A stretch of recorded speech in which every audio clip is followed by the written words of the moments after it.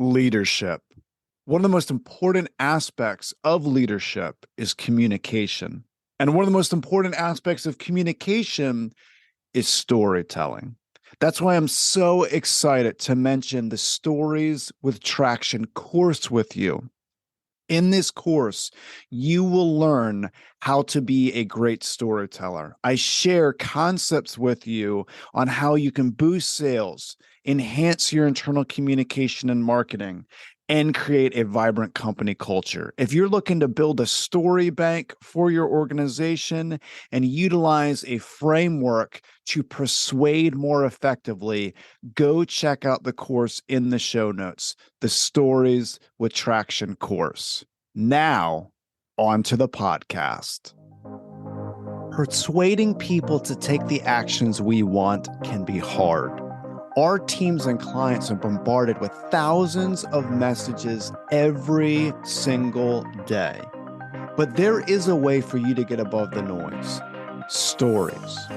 This is the Stories with Traction podcast, and I'm your host, Matt Zaun. Join my guests and me as we unpack the power of storytelling. We'll talk about topics like leadership, sales, and marketing, all through the lens of strategic storytelling. Enjoy this episode. For those of you who follow my work, you know how much I love sociology. I'm obsessed with unpacking how societies function in different cultural norms. This fascination has been invaluable to me in the business world. And even though we can't predict with absolute certainty where we will be toward the end of this decade, cultural habits do leave clues. Today, I'm excited to talk about the future with my guest, RAJEEV Kapur, who is the president and CEO of 1105 Media. Welcome to the show. Thanks, Matt. I appreciate it, buddy. It's an honor to be on your show. So it is. I mean, I just been following you and I love your success. You're awesome. Thank you. And I appreciate your time today. I know how busy you are, so I really appreciate you giving us your time today so we can dive into what the future might look like in the years ahead. So before we get to that, can you give us a rundown of what 1105 Media does and some projects you're currently working on? Yeah, absolutely. So 1105 Media, people always ask me what the 1105 means. Honestly, God, it really doesn't mean anything. It just kind of got put together that way through acquisitions. And so I'm the CEO of the holding company of 1105 Media, and there are 5 companies that fall underneath 1105 that I'm the CEO of, and I have different division presidents who all report into me, and then we have a matrix organization of support. But essentially, 1105 Media is a B2B marketing, media, and events company. 95% of what we do is in the events, is in the technology space. So customers include people like AWS and, SAP and, IBMs of the world, right? So it's customers like that, right? Snowflakes, whatever, right? And so it's a company like that. And our job is essentially to connect buyers with sellers. So people come to us, we are experts at marketing to that B2B audience. We have an amazing database of technology people who we use and we leverage to do that. We have over 56 brands in those 5 companies that get a lot of traction that people really like. So that's a little bit of who we are. We do a lot of events. We got hit with COVID, as you and I were talking about earlier before we started recording. And there was a time when the company was about 50% events and 50% digital. And then when COVID happened, we got hit with that. And we lost all those events overnight. And literally the company got cut in half. So we survived through a lot of resilience and perseverance and transparency with the teams. And we did what we needed to do. And I'm proud of the fact that we didn't take any PPP money. Unlike some of these people that took PPP money and cashed it in on themselves, we didn't take any PPP money. And we recovered, and we're doing great. We're growing. Events are still a little slow to come back, just because CEOs have been conditioned to say, "Hey, just do it on Zoom." This is not like going to a Taylor Swift concert or going to a basketball game. This is business spending money for their people to go. And right now in the tech space, as you know, they're kind of cutting back in that area. So we're kind of recovering there, and the digital side of the business continues to do well, and we do a great job, and our customers love us. And we're really branching into new areas. We're branching into AI. We just created an office of AI at the company, and I'm the chief AI officer, and I just hired a VP of AI, and she's awesome. We're relaunching our agency business with a lot of effort into the AI space. And we now have ability to do prompt engineering and AI development and AI innovation.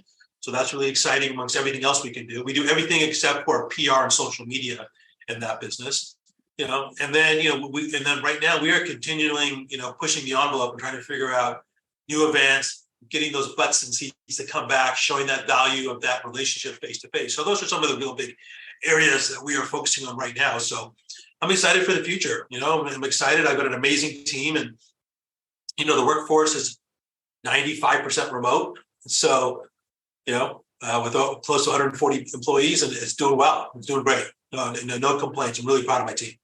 That's awesome. So let's dive into the event piece and then we'll talk technology. But from the event perspective, I want you to paint the scene for us, April of 2020.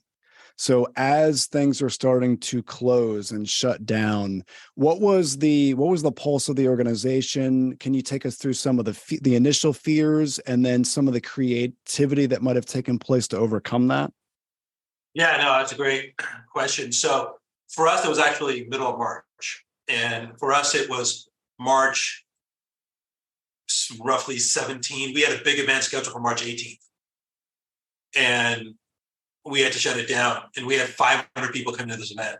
And that just started a domino effect across the board. And then, the government said, nope, can't do this anymore. State, feds all said kibosh and all this stuff, as you guys all know. We all saw the NBA in the bubble. We saw all this stuff, restaurants, everything. Pardon me, but events also, face-to-face events, movies, we were no different. And you can imagine when 50% of your business disappears, not over 24 months, but over in 24 hours, it's quite the impact. A lot of people were scared. And I'm not going to lie. I mean, I was a little nervous too. I'm not going to lie. I was a little scared too. I mean, what was I going to do? There's no case study from Harvard for me to go read, to go solve this, right? I couldn't call a mentor of mine. He or she had never been through this. So you're the CEO of this business. People are looking for you for answers. You got to go figure it out. And there's about a 24-hour to 36-hour window there where I felt a little paralyzed. But then I figured it out and I knew what we were going to do. And the best way I could describe it was, when you get on an airplane and the flight attendant is doing their deal about safety, and they talk about how a mask is going to come down from the ceiling, and they tell you to put your own mask on first. Well, the reason why they tell you to do that is because you can't help the people sitting next to you if something happens to you. And that was the attitude I took. I got to put my own mask first. I had to be right myself mentally. I had to lead and show them that we were going to do this, and I had to be okay with this. Because I'll be honest with you, I didn't know if we were going to have a company in a week, and so I put on my own mask, took a few hours, got over my little pity party, and then we went at it. Took all the decisions we needed to make.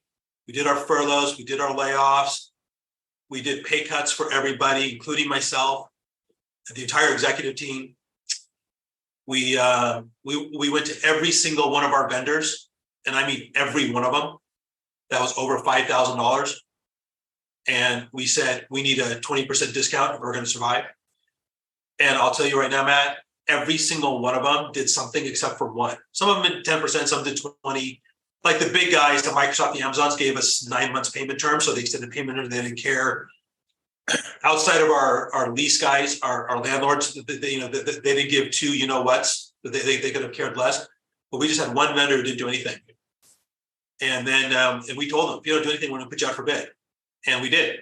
And they eventually apologized, and they came back, and they made good on for that time going forward, and we kept the relationship. But those actions are some of the things we did and saved the company, and margin started to improve, and cash started to improve, and we went 100% remote, and now we're about 95% remote for about roughly 140 employees. And knock on wood, I've got an absolutely phenomenal management team, and they're kicking ass, and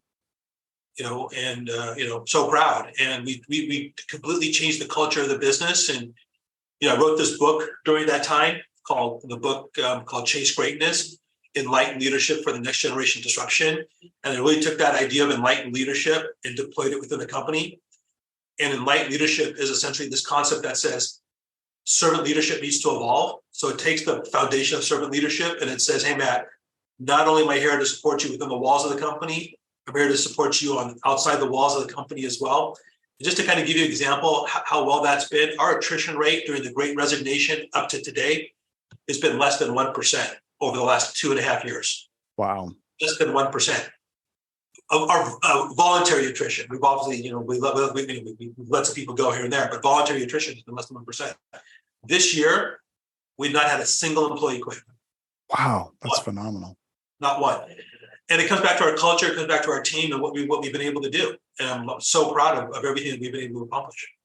Wow, that's incredible. So I could definitely empathize with the fear element. So someone like myself who's out there doing a lot of talks, and I speak in states across the US, I remember 48 hours after everything shut down, I was getting calls left and right. Hey, we need to cancel this engagement. We need to reschedule.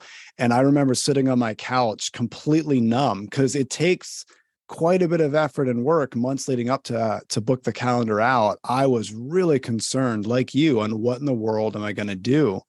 And then from there, I started focusing on creative aspects, just like yourself. And it has been incredible. I would never want to relive that time, but I've learned a lot.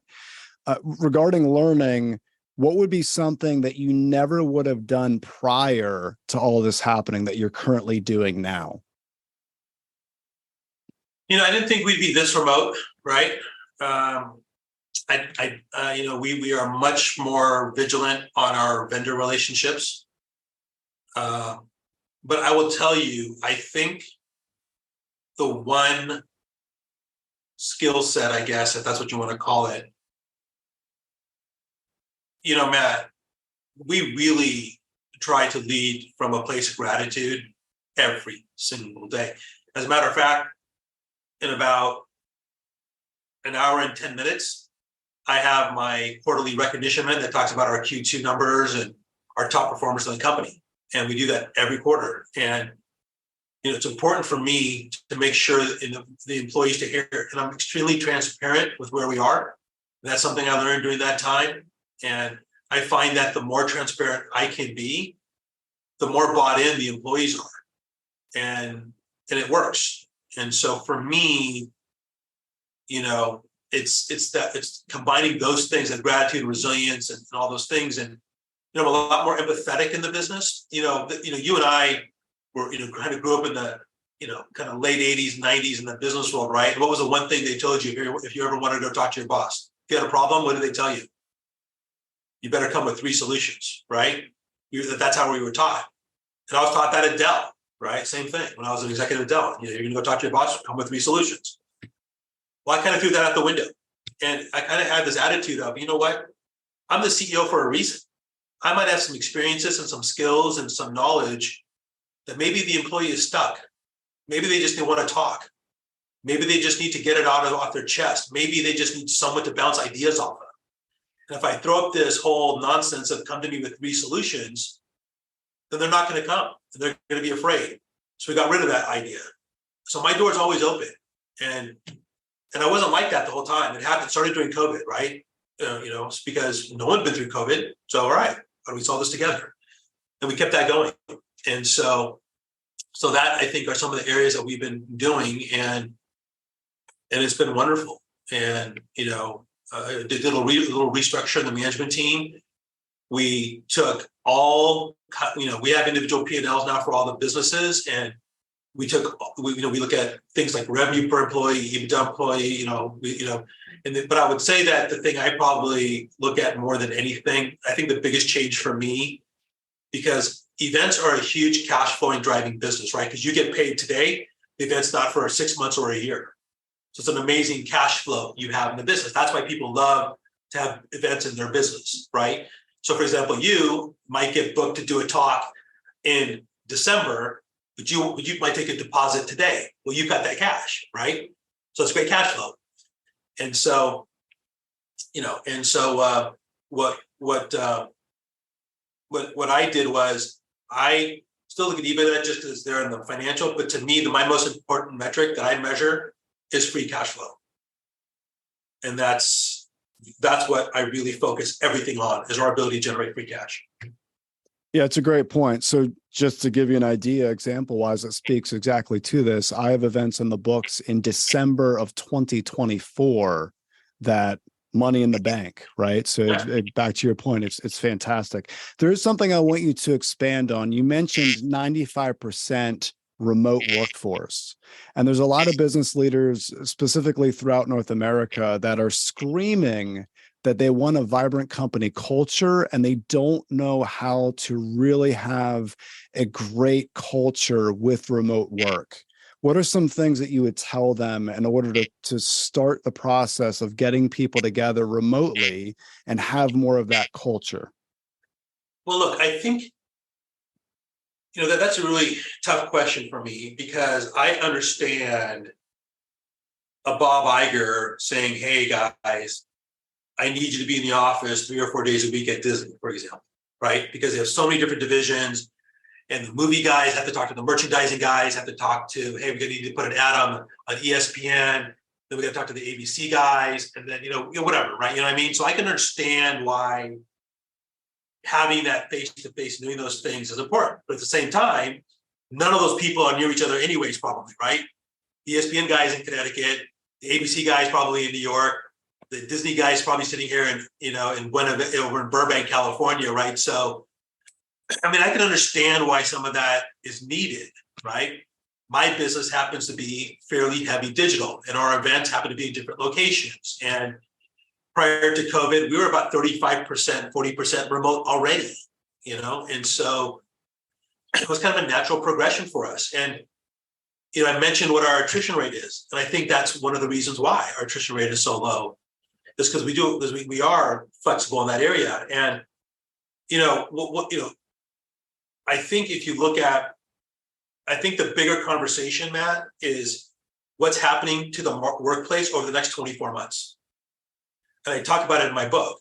So a year ago, it would have been 36 months. So now it's 24 months. In the next 24 months, Gen Z and millennial are going to be the majority of the workforce. By 2025, end of 2025, Gen Z and millennial will be the majority of the workforce. They operate differently. Just like when you and I came into the workforce, we operated differently, right? And so they're operating differently. Every generation evolves. Every generation changes. That's why I think leadership has to change. And there's nothing you can do to stop this generation from coming. Boomers are getting older.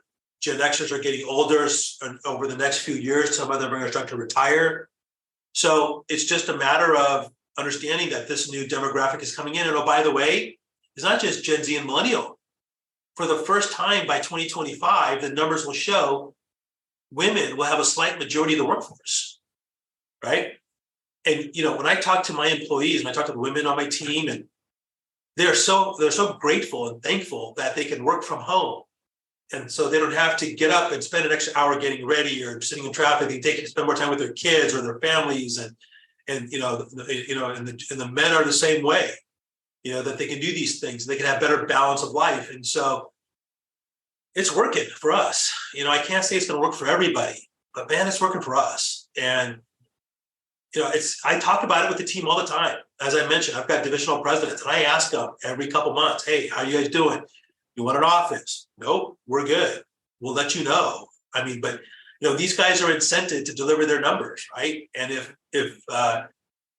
being remote's a challenge, trust me, they'll be the first ones to stand up and scream, say, no, we need an office. And so, and plus, we're in Southern California.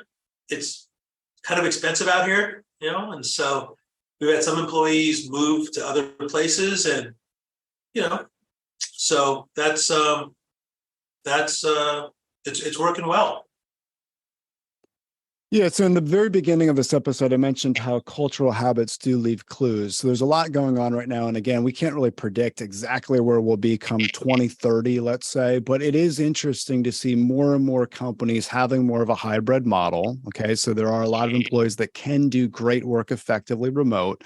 But then I also see employees that do want to go back to conferences. They do want to go to some of these in-person meetings and kind of build that more of a team building dynamic. And they want to be face to face in person with others. I was told in 2019 we had more conferences in United States history. Okay, by many sources, there were a lot of conferences in 2019, and then we know what happened in 2020. It fell off a cliff. Do you see them coming back to 2019 levels? And what year would you think that happens?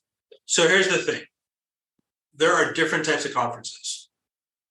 Consumer conferences, consumer shows, more executive facing type of events, they're full, right? You go to CES in January, you're going to have 150,000, 200,000 people there as well. You want to go to Taylor Swift concert, you're going to have 100,000 people there screaming and yelling. You want to go to a movie to watch Barbie or Oppenheimer, it's going to be packed. The difference for us is we're not a trade show. We are B2B events, training and education conferences. So we train people in data analytics. We train the software, we train people in the Microsoft stack. So for us, it's different. For us, what's happening is CEOs are slow to move off the, hey, just do it on Zoom stance. But because we're so tech heavy in what we do, you also get hit with a budget cut in travel, budget cut in training. So those are the things we're kind of faced with, right? So that's the difference for my type of events. Now, I think that we should have them, and I think we should see things come back. My guess would be in the next, I just had this conversation yesterday with somebody. I don't know if they're ever going to go back to 2019 levels, but I think they'll probably get to maybe 70 to 80% levels over the next 12 to 24 months. And that's probably fine for now. And then it's up to us to find new ways to engage these audiences. But, we need, CEOs have to embrace the idea that sending their employees to these type of education and training conferences is a retention tool. It helps their employees get better. It'll then help their bottom line as well as these employees continue to learn to get better. So I'm telling you, you can't train these people on Zoom for 5 days. No one's listening. No one's going to be on the Zoom for 5 days. Well said. Well said. So let's switch gears and talk AI, because it has been not only in the news, but a lot of people are more and more interested in utilizing AI, trying to predict where we'll be in the future. For companies that don't even know where to start regarding AI, what would you tell them? Well, first of all, don't be scared. And we're embracing it hook, line, and sinker here at 1105. And, like I said, we created an office of AI. We are even paying, of my roughly 140 employees, we're paying for 70% of the population to have ChatGPT 4. We're paying for that monthly.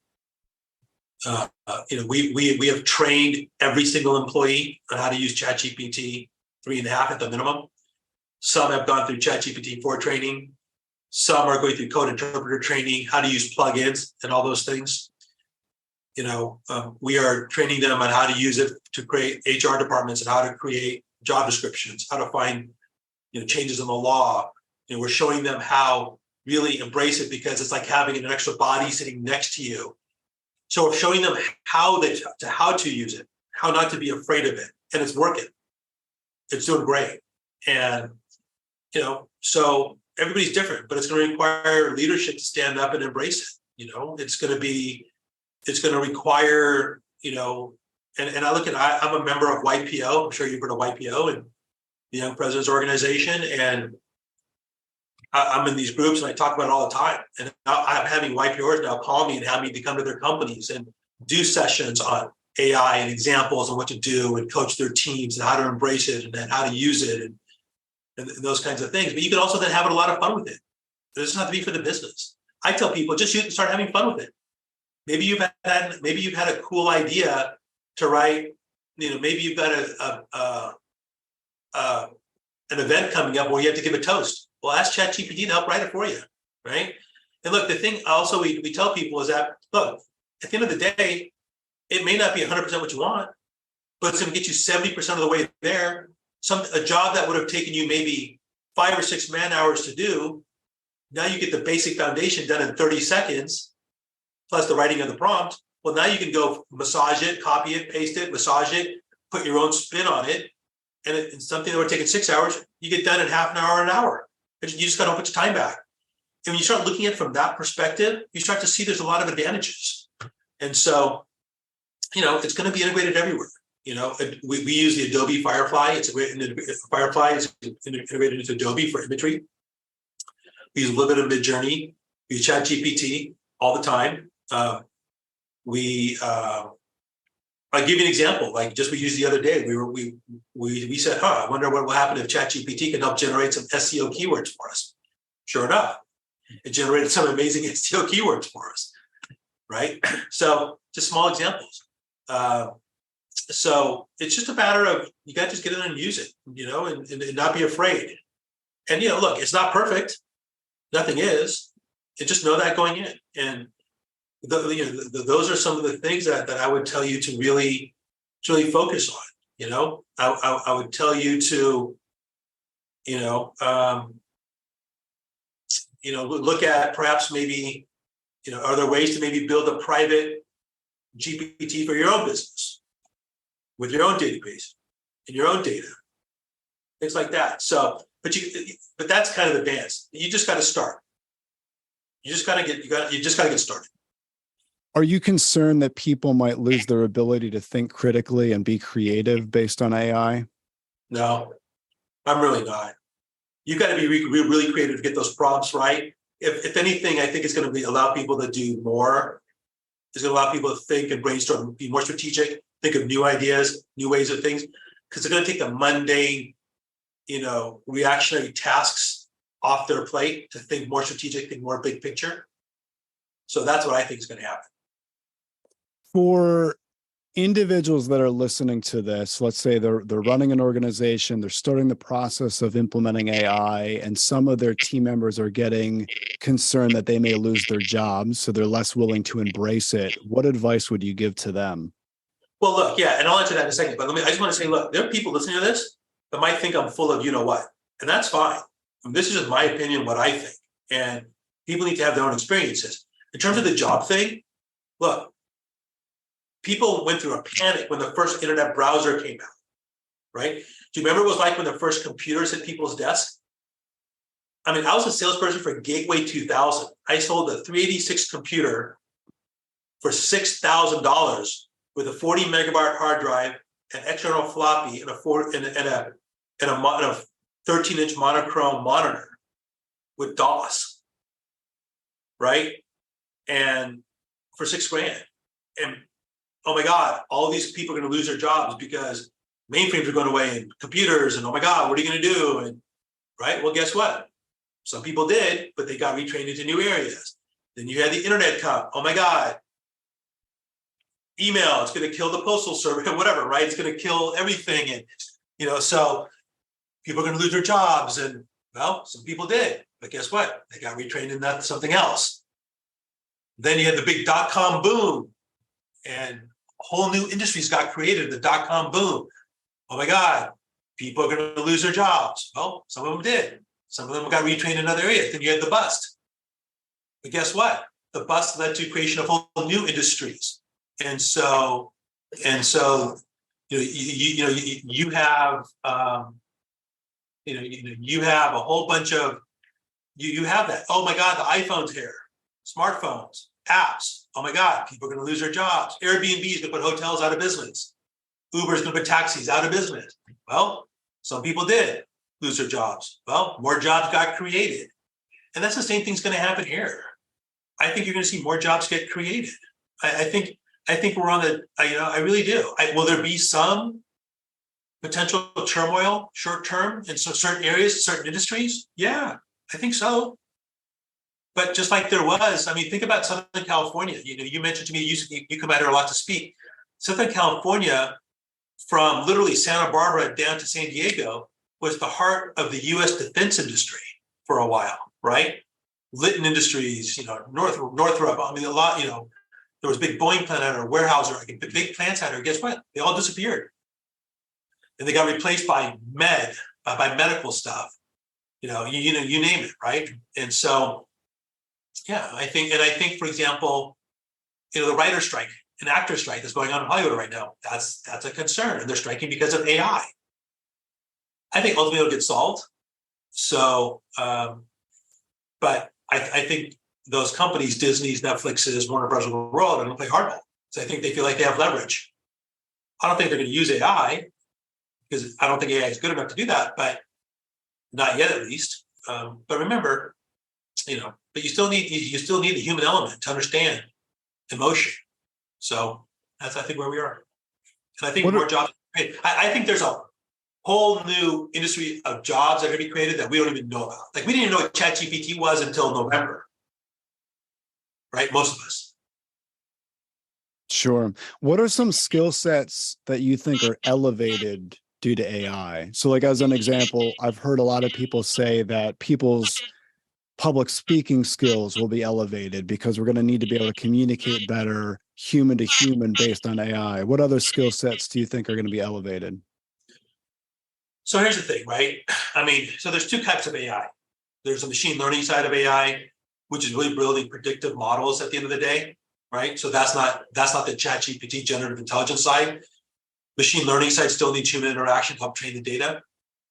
Then you have the generative intelligence side, which is more machine to machine, improving over time. It's going across the web. It's learning off all these different parameters. It's continuously learning. It's training off all the data that's out there in the world.